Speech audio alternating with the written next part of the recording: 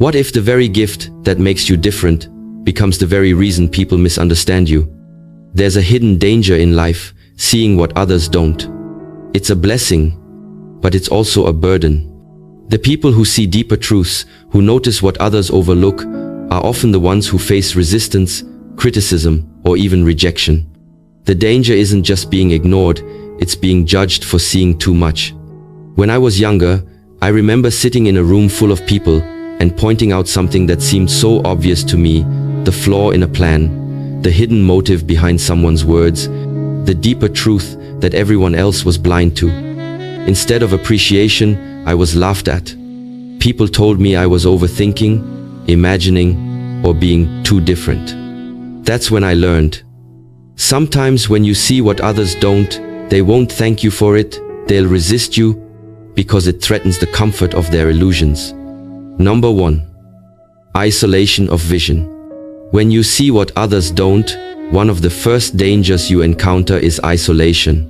It is not the kind of isolation where you are physically alone, but the kind that makes you feel emotionally and mentally separated, even when you are surrounded by people. This happens because your perspective is uncommon, your insight is sharp, and your way of perceiving life breaks the boundaries of conventional thinking. Most people are comfortable living within patterns that society has already drawn for them. They see the world through lenses of familiarity, convenience, and tradition. But when your vision cuts deeper, when you notice what others overlook, you instantly step outside of that crowd. You no longer fit neatly into the box everyone else is living in. And while at first this seems like a blessing, it quickly turns into a burden, because human beings crave belonging. The price of clarity is often loneliness, and the silence that follows is heavy, not because you are wrong, but because you are alone in being right too early. This is why visionaries throughout history, scientists, thinkers, leaders, even spiritual guides, were often exiled, mocked, or dismissed before the world caught up with what they had already seen. To see further is to walk alone longer. I remember a man I once met in his late 60s named Robert, a quiet but profoundly insightful soul. He was a small-town engineer who, back in the 1970s, had designed an early model for energy-efficient housing. He believed the future would demand sustainable living, long before climate change became a global conversation. He built a prototype house in his own backyard, powered by solar panels he crafted by hand, with water recycling systems he had designed himself. When he showed his work to his town officials, they dismissed him. They told him his ideas were unnecessary, too expensive, and even laughed at him, saying, "The sun can't power an entire house." Neighbors whispered that he was odd, wasting his time, and children passing by called his strange-looking home the spaceship. For decades, Robert lived with the sting of being misunderstood, ridiculed for seeing what others couldn't yet imagine. His family didn't fully understand him either. His wife worried about how much money he poured into his experiments. His children were embarrassed to bring friends to the weird house. He carried his vision like a burden, alone in a world not ready for it. And yet, he refused to abandon what he saw so clearly. 40 years later, everything he spoke of became reality. Solar-powered homes, sustainable building, and water recycling became mainstream topics, and suddenly, what was once mocked became a necessity. But the truth is, Robert had lived most of his life in the shadows of isolation, carrying an insight too heavy for others to share. I will never forget when he told me, "The hardest part of seeing the future is living in a present where no one else can." That one sentence revealed to me the true weight of vision, the loneliness of knowing. His story taught me that isolation is not proof that you are wrong, it is often the evidence that you are ahead. When you see what others don't, you must prepare your heart for seasons of solitude. You must learn to sit with your vision even when no one validates it, to trust the fire inside you even when the world around you is cold. Isolation is not meant to break you, but to refine you. It strips away the need for applause, forcing you to anchor your belief in your own inner clarity rather than the shallow approval of the crowd. It makes you stronger, sharper, and truer to yourself. The gift of sight is not for comfort, it is for courage. The road may feel lonely, but history has shown us again and again that those who dare to see differently, though isolated, are the ones who eventually shift the entire course of humanity. The question is, will you embrace the isolation that comes with vision, or will you dim your sight just to stay in the crowd's company? Number 2. Resistance from others. The moment you begin to see what others don't, you will inevitably face resistance, not because your vision is wrong, but because it disrupts the comfort of what people believe to be true. Human beings naturally protect their sense of certainty, even if that certainty is built on illusions, half-truths, or outdated patterns. When you speak up and say, "I see something different," you are not simply offering an opinion, you are shaking the foundation of their worldview. And people rarely thank you for shaking them awake. Instead, they resist, push back, and even attack because the unknown feels threatening. This is why truth-tellers and visionaries have historically been rejected in their own time. Socrates forced people to question their assumptions and was sentenced to death. Galileo dared to say the earth revolved around the sun and was condemned by the church. Martin Luther King Jr. spoke of a dream that many resisted because it demanded they confront uncomfortable realities. Resistance is not proof that your vision lacks value. On the contrary, it is the strongest evidence that it holds power. If your words didn't matter, they wouldn't threaten anyone. If your sight wasn't real, no one would bother opposing it. I once spoke with a young woman named Amina, a medical student from a conservative family, who noticed alarming trends in her community's health that no one else seemed to see. She realized that the biggest problem wasn't just lack of medicine, it was the silence around mental health. Depression, anxiety, trauma, these were destroying lives, but people denied their existence. Families buried the pain behind smiles, teachers ignored the cries for help, and elders dismissed young people as weak. Amina saw the truth. Untreated mental health was claiming lives in her city faster than any physical disease. She dared to speak about it at a local gathering, urging people to acknowledge the hidden wounds that medicine alone could not heal. Instead of listening, many resisted her words. Some elders scolded her, saying she was dishonoring tradition by bringing shameful topics into the open. Her classmates laughed, calling her overly dramatic. Even her own parents warned her not to talk too much about things that embarrassed the family. She felt the sting of rejection, the heavy weight of standing alone against a crowd that did not want to hear her. For a moment she questioned herself, maybe I should stay quiet. Maybe it's easier to just see and say nothing. But the truth inside her refused to die. She began small, secretly counseling her friends, listening to their hidden battles, and slowly building a safe space for them to open up. Over time, people who once resisted her began sending others to her for help. Years later, she became one of the first psychiatrists in her region, opening a clinic where hundreds found healing. Looking back, she told me, "At first, everyone resisted me because they were afraid of truth. But once truth found its way into their pain, resistance turned into acceptance." Her story reminded me that resistance is not a wall meant to stop you, it is a test to see if your vision is strong enough to endure. When others resist what you see, it is not about you personally, it is about their fear of change, their fear of losing the safety of what they think they know. If you collapse under that resistance, you validate their fear and bury your own gift. But if you persist, with patience and unwavering belief, resistance eventually breaks down, and the very people who fought you will often be the ones who thank you later. The key is to remember, resistance is not rejection of your truth, it is simply a sign that you are challenging the status quo. And every great shift in history was born through resistance. So, when the world resists what you see, don't shrink back, stand taller. It means you're not just seeing what others don't, you're daring to voice it. And that is where real change begins. Number 3. The weight of responsibility. When you begin to see what others don't, it is not just a privilege, it is a responsibility, and that responsibility is heavy. Vision is not given for comfort, it is given for stewardship. To see ahead of the crowd means you carry a duty to act, speak, or lead in ways others may not understand yet. And this weight can feel crushing at times because you are not only managing your own journey, you are carrying the unspoken futures of many who cannot yet see the dangers, the opportunities, or the shifts that are coming. Responsibility is the shadow that follows every gift of vision. Imagine standing on a mountain where you can see the storm rolling in from miles away, while everyone else in the valley laughs, plays, and dances under the sunshine. To warn them, you must shout above their laughter, knowing most will dismiss you. To prepare for the storm, you must begin building shelter while they mock you for being paranoid. That is the essence of carrying vision.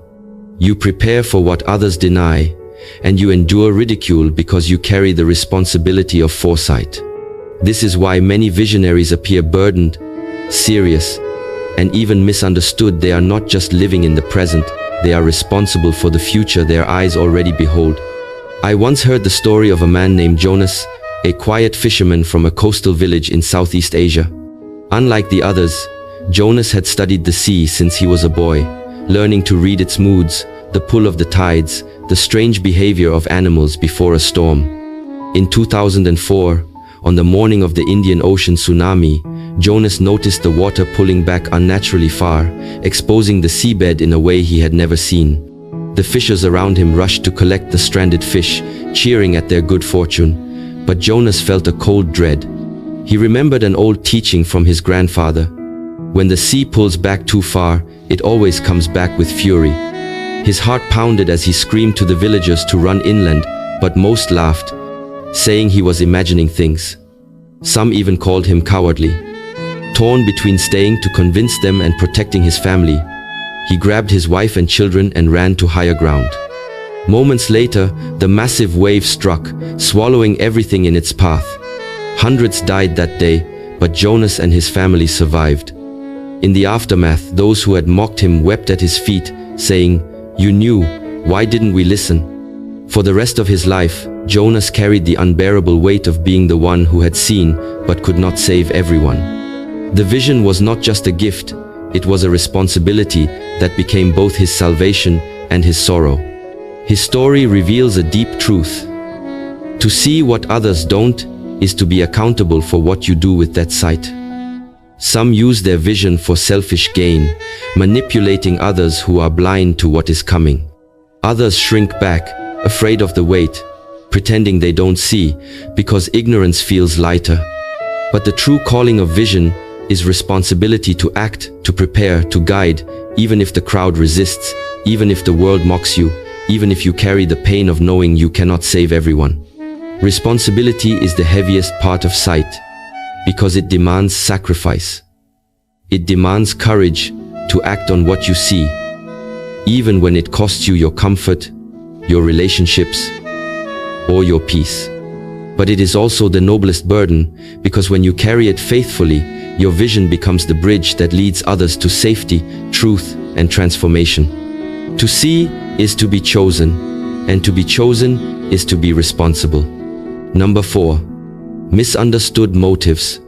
One of the most painful dangers of seeing what others don't is that your motives are often misunderstood. People rarely judge what you see, they judge why you see it, and that is where the deepest wounds are made. You may speak truth out of love, but it will be mistaken as arrogance. You may warn others out of care, but it will be seen as negativity. You may challenge a broken system out of integrity, but it will be branded as rebellion. When your vision pierces deeper than the surface, others will attach their own fears, insecurities, and suspicions to it, twisting your intentions into something they are not. And nothing cuts deeper than having your purest motives dragged through the mud of misinterpretation. It leaves you asking yourself, why even bother? If they will never understand why I do what I do, why should I continue? But here lies the test. Will you shrink back to avoid being misunderstood, or will you stand firm in your truth, knowing that clarity is often purchased with the price of slander? I remember meeting a teacher named Elena, a woman in her early 40s who taught history in an inner-city school. She had a gift for seeing the hidden potential in her students, the ones everyone else had already written off. Where others saw troublemakers, she saw leaders. Where others saw failures, she saw visionaries trapped in broken systems. She pushed them harder than other teachers, demanding discipline, resilience, and excellence, because she believed they were destined for more than survival. But her motives were constantly misunderstood. Colleagues accused her of being too harsh, too demanding. Parents complained that she was unfair, that she didn't understand the struggles of their children. Even her students at times resented her, mistaking her strictness for cruelty. Behind their backs, whispers followed her. She's just trying to make a name for herself. She doesn't actually care. She's impossible. The weight of these accusations broke her heart, because every ounce of her effort was born from love, from the belief that these young souls deserved someone who refused to settle for mediocrity on their behalf. One day, a student named Marcus, who had once called her the meanest teacher alive, came back to visit after graduating college, the first in his family to ever do so. Tears in his eyes, he said, "Miss Elena, I used to think you hated me, but now I see you were the only one who believed I could be more. You cared enough to demand more from me than I demanded from myself." In that moment, she realized something profound. The world may misunderstand your motives in the moment, but time has a way of revealing the truth. Love, integrity, and vision cannot stay hidden forever. They eventually prove themselves. Being misunderstood is not a sign that you are wrong. It is often the cost of operating on a level others are not ready to understand. It takes deep courage to hold steady when the crowd questions your heart, to keep giving when your intentions are doubted, to keep speaking when your love is mistaken for arrogance. But if you abandon your vision to protect your reputation, you betray the very gift you were given. You must learn to live with being misunderstood, to wear it like armor, to trust that truth will one day vindicate your motives. What matters is not whether they understand you today. What matters is whether you remain faithful to the purity of your calling. To see what others don't is already rare. To act with unwavering motives, even when misunderstood, is the mark of true greatness. Number 5. The cost of truth telling. The danger of seeing what others don't is never more evident than when you decide to speak the truth you see. Because truth-telling is costly, it demands a price that not everyone is willing to pay. Telling the truth exposes you, it makes you vulnerable, it puts you on the front line where arrows of criticism, doubt, and hostility are fired without hesitation. People say they want honesty, but what they usually mean is they want the kind of honesty that comforts, not the kind that challenges. When you tell the truth that pierces illusions, you are often seen as a threat, and threats are rarely welcomed. The cost can be friendships lost, family turned against you, careers stalled, or even your very safety placed at risk.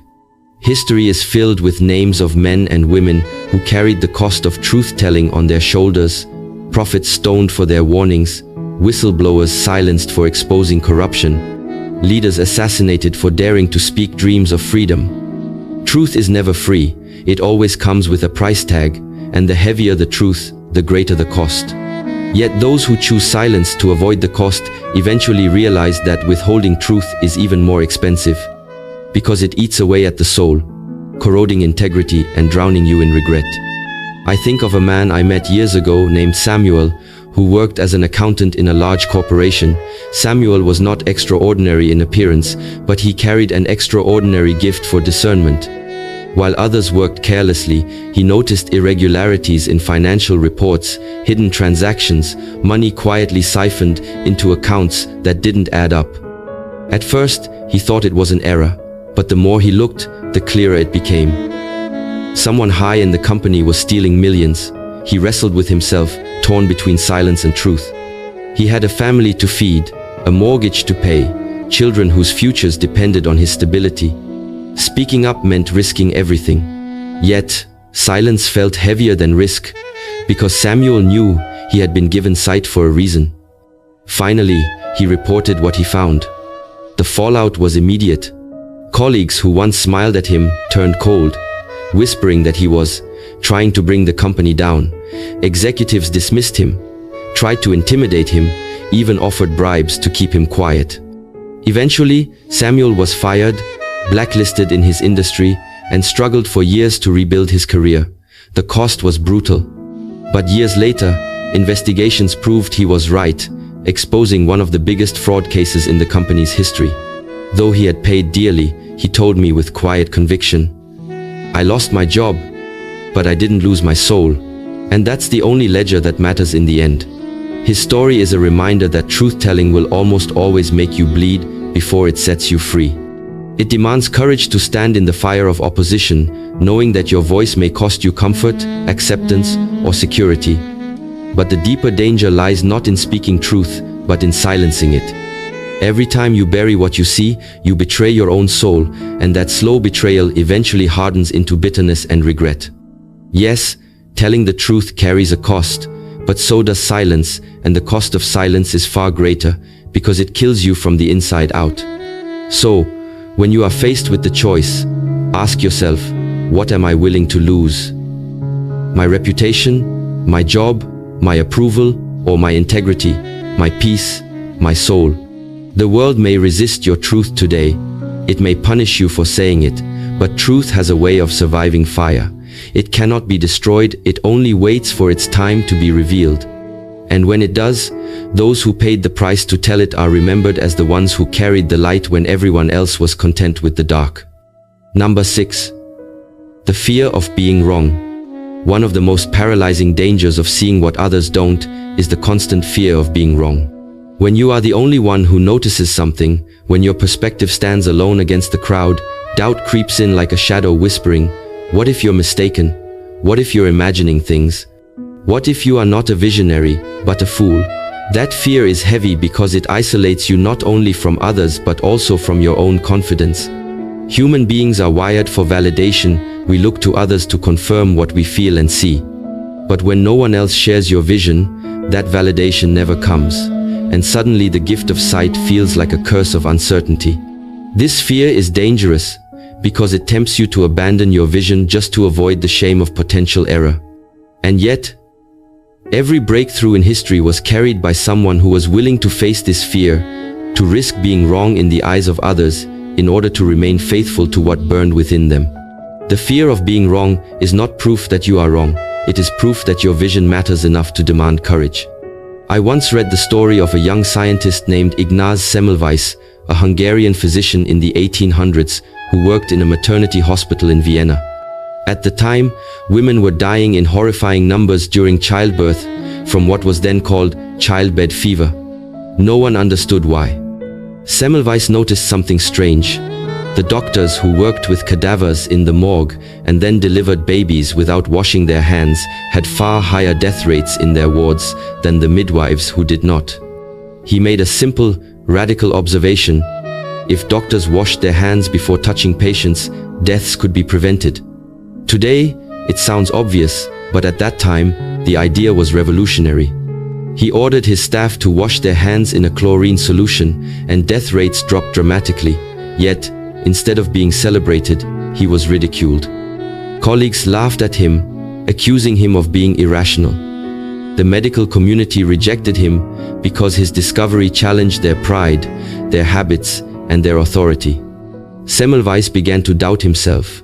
He questioned whether he had made some mistake. The fear of being wrong haunted him until the end of his life, as he faced rejection after rejection. It was only years later, after his death, when germ theory was finally proven, that his vision was vindicated. He had been right all along, but the fear of being wrong had crushed him in his lifetime. Semmelweis's story is a sobering reminder. The fear of being wrong often feels heavier than the vision itself. But if you allow that fear to rule you, the world may never see the truth you were meant to deliver. Every leader, innovator, and truth teller has stood in the tension of doubt, walking the line between madness and genius, shame and greatness.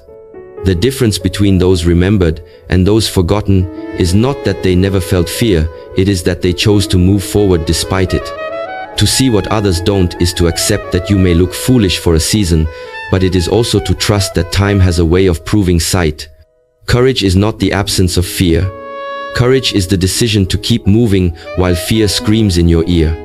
So when you see something no one else sees and the fear of being wrong rises within you, remember this. Doubt is the shadow that follows every true vision, but only those who walk through the shadow ever reach the light. Number 7. The burden of patience. Perhaps one of the greatest dangers of seeing what others don't is not just the resistance or the fear, it is the burden of patience. To see ahead of time means to carry a vision that others are not ready for, and that gap between what you see and what they can accept often feels like an eternity. Visionaries are often misunderstood not only because they see differently but because they see too early. And in that waiting, there is pain watching people walk into mistakes you warned them about, watching opportunities slip because no one believed, carrying the loneliness of knowing you are right but being unable to rush the timing of truth. Patience becomes the heaviest burden because it demands that you trust the process even when your heart is screaming, "Why can't they see it now?" It demands that you hold your sight steady even when years pass without validation. It demands that you embrace the silence, endure the misunderstanding, and keep preparing for a future no one else acknowledges yet. And the cruel irony is this: patience is rarely celebrated in the moment, but it is always the ingredient that separates those who endure from those who quit too soon. I think of Nelson Mandela, who embodies this truth more than most. As a young lawyer in South Africa, Mandela saw what others refused to acknowledge: a future where a nation divided by racism and oppression could one day become free and united. He spoke of it, fought for it, lived for it, but the majority did not believe it was possible.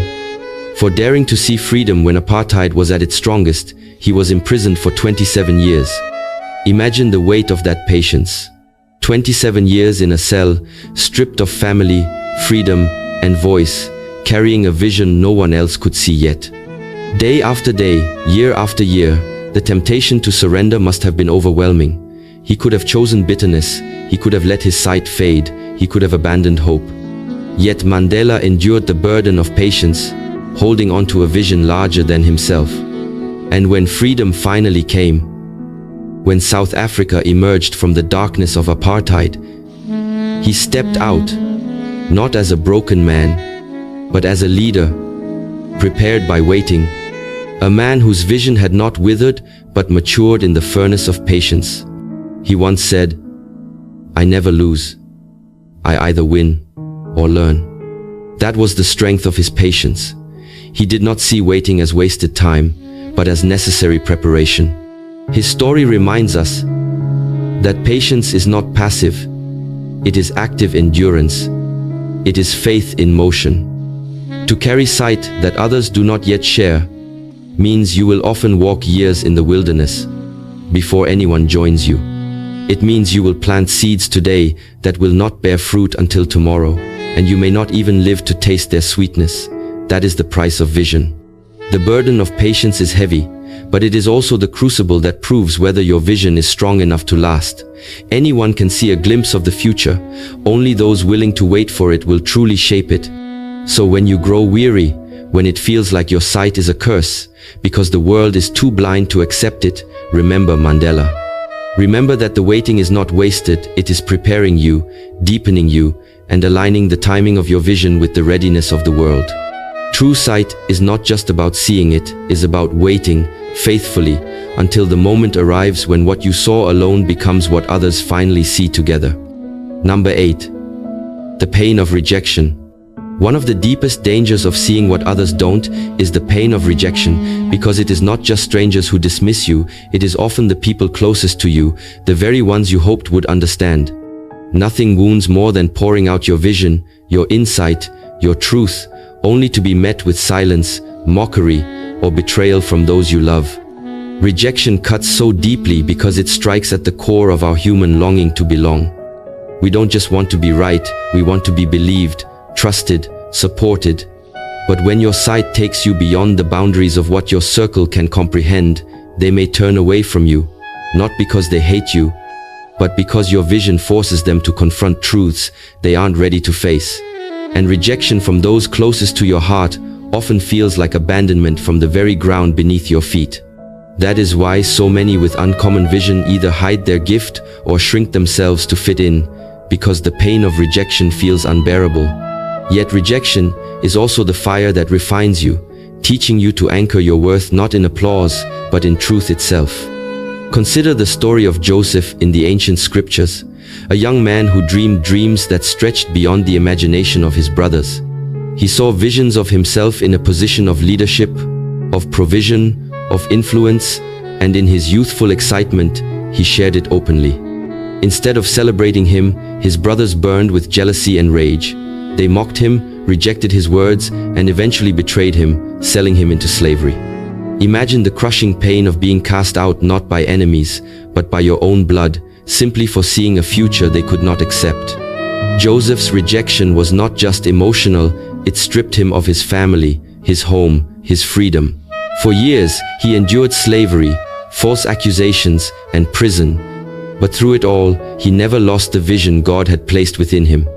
And when famine struck the land years later, the same brothers who had rejected him came to bow before him, desperate for the provision he alone could give. What they once mocked became the very thing that saved them. The rejection that had nearly destroyed him became the soil in which his vision matured. Joseph's story is a timeless reminder that rejection is often a sign that your vision is bigger than the environment you were born into. When people reject you, it is rarely about you, it is about their inability to see what you see, their fear of being left behind, their discomfort with a truth that challenges their smallness. Yes, rejection is painful, but it also purifies. It forces you to decide whether your vision is dependent on validation or whether it is strong enough to stand alone. If you allow rejection to break you, you bury your gift under the weight of bitterness. But if you endure it, rejection becomes redirection, pushing you out of environments too small for your calling and positioning you into spaces where your vision can flourish. The pain is real, but so is the growth it produces. So, when you are rejected for seeing what others don't, do not curse the blindness of others, bless the clarity within yourself. For one day, the very ones who rejected you may come seeking the fruit of the vision they once mocked, and in that moment, your pain will not be wasted, it will be transformed into purpose. Number 9. The fire of discernment. When you see what others don't, you are entrusted with something far more valuable than vision. You are entrusted with discernment, and discernment is fire. It burns through illusions, falsehoods, and comfortable lies, exposing what others would rather keep hidden. This is both a blessing and a burden, because discernment forces you to live with a clarity that others cannot tolerate. It is like walking through a dark room with a torch in your hand. You see the traps, the cracks, the dangers, while everyone else stumbles blindly, convinced that there is nothing there. To them, you look paranoid, critical, or strange, but in truth, you are simply awake. And this fire of discernment, though it isolates you, also protects you. It keeps you from walking into traps others willingly embrace. It gives you the ability to separate what looks good from what is truly good, what shines from what is authentic. But carrying this fire is costly, because it demands that you live differently, speak differently, choose differently.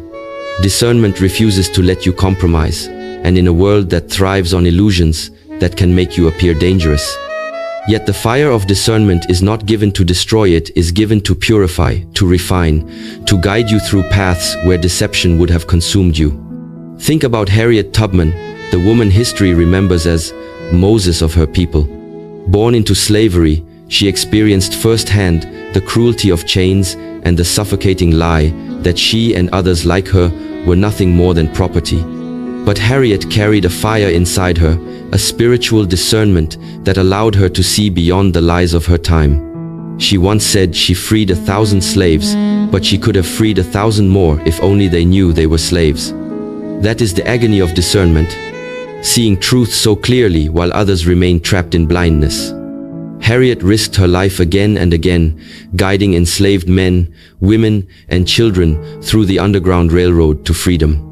Every journey was fraught with danger, slave catchers, hunger, exhaustion, betrayal, but she pressed on because her discernment told her there was a greater truth than chains, a greater reality than oppression. She saw freedom when others saw only impossibility. And though she was rejected, hunted, and misunderstood, the fire of her discernment saved lives, preserved generations, and carved her name into the pages of history.